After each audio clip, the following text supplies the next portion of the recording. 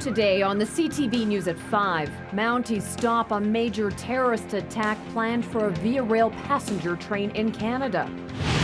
Plus, jail time for an Alberta man found guilty of trying to smuggle guns across the border. And a tough loss for a Lethbridge MMA fighter in San Jose.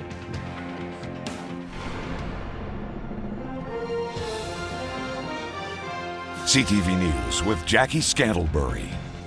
Good afternoon. 1 week after the Boston Marathon bombings, Canada has thwarted a terror attack plot in our own country. 2 people have been arrested, accused that it's unrelated to the attacks in Boston, but at least 2 people are in custody, suspected of planning a major terrorist attack at home here on Canadian soil. Danielle Hanamanjing reports. Police dubbed it Operation Smooth. 2 men arrested for conspiring to attempt a terrorist attack against a Via passenger train. 30-year-old Shihab Esserayer of Montreal, and in Toronto, 35-year-old Raed Jasser. Neither is a Canadian citizen. We are alleging that these 2 individuals took steps and conducted activities to initiate a terrorist attack. At no time, police say, was the public in imminent danger, but the intent was there. Kill people, hurt people. It was a real threat to the economy. For now, officials aren't saying much about who these men are or what they did for a living, but did say who was helping them. The individuals were receiving support from Al-Qaeda elements located in Iran. Al-Qaeda in Iran, but no evidence their plan was state-sponsored. No evidence either there is any connection with the Boston bombing. The RCMP led this investigation with the help of police forces in Ontario and Quebec, also assisting the FBI. Sources confirmed to CTV News the accused were plotting to derail a passenger train traveling from New York to Toronto, and that's where the attack, sources say, would have taken place. I would also like to thank the FBI for their assistance throughout this investigation and their cooperation in bringing it to a successful conclusion. One suspect is from Tunisia, the other from the United Arab Emirates, and the original tip to police came from within the Muslim community. The suspect will appear in court tomorrow. Danielle Hamamjian, CTV News, Ottawa.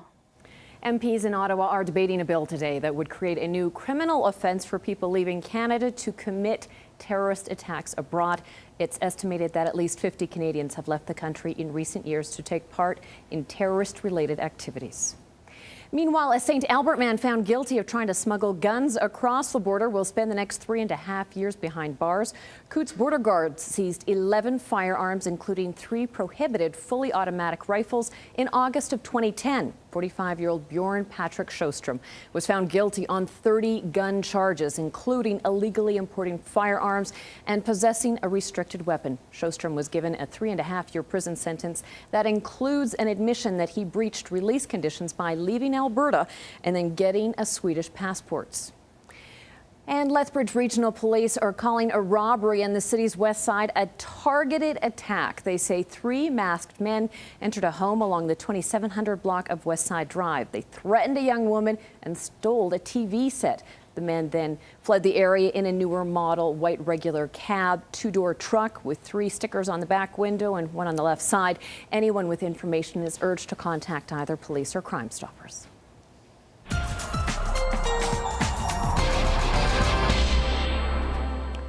Dory Rossiter, it's nice that for Earth Day, Mother Nature decided to play nice and is bringing in those nicer temperatures.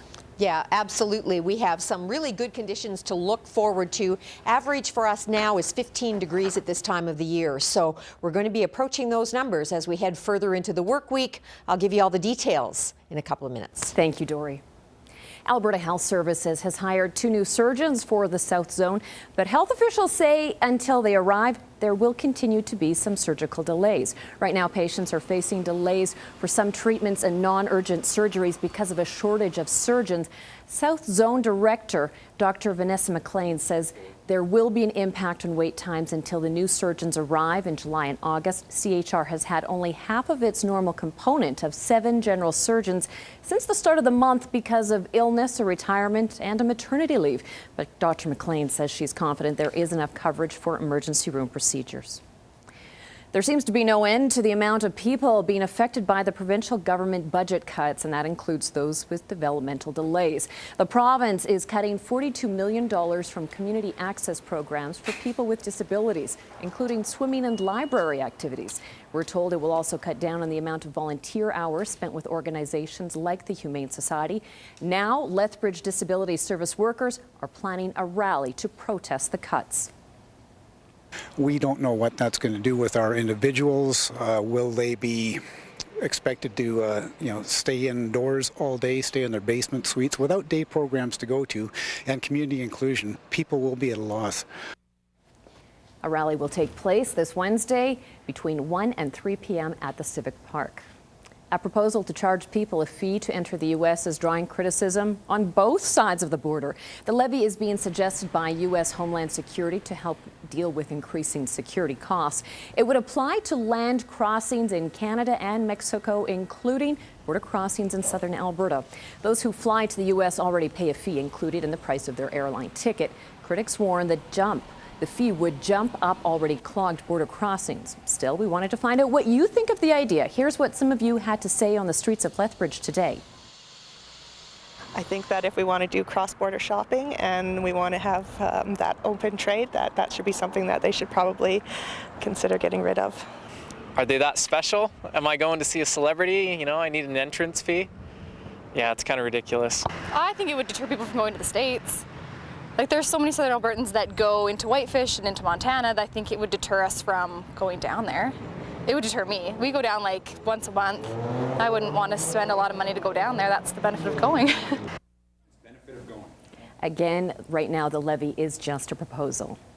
Well, the Lethbridge gun range opened its doors to the public this weekend. The Fish and Game Association welcomed members of the community to their facility Sunday. Residents had an opportunity to try their hand at some target shooting under the very watchful eye of range officials. They say it's a good way to show the public how to properly operate firearms and that the range is indeed safe. The site has come under fire in recent weeks, and officials still hope to find a new home for the range. But for now, it's about promoting safe practices on the current site. I think what happens is people really don't understand what happens at our range. We do have huge baffles between us and the city. It's not like there's guns pointed towards the north side like some people would like to say. This range is really safe. The range has been operating out of Penequin Park since 1923. Lethbridge College celebrated some of their most accomplished graduates this weekend. Blackfoot elder Francis First Charger was given the prestigious Distinguished Alumni Award. He graduated from the college in 1982 with a diploma in agriculture technology. First Charger played a pivotal role in the construction phase of the $66.5 million Tribe Irrigation Project between 1990 and 2000 and was recognized for his work with youth, students, and the Blood Tribe community. Students are going to school here in the post-secondary schools. Sometimes it's the end of the world for them, and they're ready to quit. I like to encourage them. And what's really rewarding is when they graduate and they find a job at the end. That's my reward. Past recipients of the Distinguished Alumni Award include Dale Allen, Police Chief Tom McKenzie, and our very own Terry Boat. The 9th annual Woods Homes Dinner and Silent Auction helped raise more than $100,000 to help them help at-risk youth. This painting alone fetched $2,000 during the live auction. It was created by a former client who cannot be identified because of her age. Woods Homes helps empower, educate, and support youth and their parents or guardians to better cope with different situations. Organizers say they are overwhelmed by the support the community continues to show. It's amazing to get to see youth that have been in through our shelter doors, in and out, different struggles, and then to have them come here and, like she did tonight, give a speech to this group about what has happened to her, how she has changed and flourished since she's been in Woods Homes. And it's great to see everybody supporting her through that. The money raised will help with operating cost programs and also to bring in youth mentors. The Owl Acoustic Lounge rocked out with a special fundraiser this weekend. The Lethbridge Girls Rock Camp fundraiser took over the Owl Acoustic Lounge to drum up support for their girls-only rock camp. Girls from the ages of 8 and 18 can sign up for day camps where they'll learn their favorite instrument and learn to play a song together. Organizers say it's an opportunity for girls to gain self-confidence. I noticed that around the junior high age, something happens with the girls, they take a backseat to boys a lot of the time. So it's really empowering for girls to be put in an all-girls environment where they can. There's no one to take a backstage to. They have to step up. And it's so empowering to put that guitar, that drumstick, that microphone in their hands and see what they can do with it. Camps will begin on July the 22nd with a rock showcase on July 27th where the girls will perform their song. It was a record-setting weekend for this year's Children's Festival. Thomas the Train and Dora the Explorer headlined this year's show. Attendance ballooned this year from 7,100 last year to more than 9,600 this year. Many of the popular attractions were back, including the petting zoo, face painting, and of course the bouncy houses. Safety City's bike rodeo was a main attraction this year, aimed at teaching children the importance of wearing a helmet and, of course, obeying the rules of the road. Kids love it. They like to get fitted for their helmets. They feel so special when someone's working with them, and then to get fitted for a bike and then have the police officers take them through the routines. They think it's quite special. My favorite part was going around the pylons. It was a part when we had to go up and around. At the end, you get to go as fast as you can. Organizers say that the cooler weather and a good entertainment lineup helped in attendance figures for this year. One of Alberta's most influential broadcasters is calling it quits. They want to be paid by the cable people to carry their signal. Fee for carriage.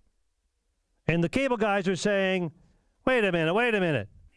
Dave Rutherford has been hosting his open line radio show on QR77 radio for 20 years. Today, he announced his last show will be in July. Over the years, he has become known for his hard-line conservative views. Rutherford insists that he is not retiring, that he expects to work elsewhere in media, but his relationship with News Talk 770 will end in 3 months. Expect some traffic disruption in part of downtown Lethbridge over the next 3 weeks. The inside lanes of 2nd Avenue, 3rd Avenue, and 7th Street and 8th Street South will be closed at different times to allow crews to work on installing new sidewalks surrounding the new CASA building. Drivers are being asked to travel with care around the construction site. CASA will hold its grand opening on May the 14th. And in the markets today, the U.S. stocks ended higher on mixed corporate and economic news. Here are the day's numbers.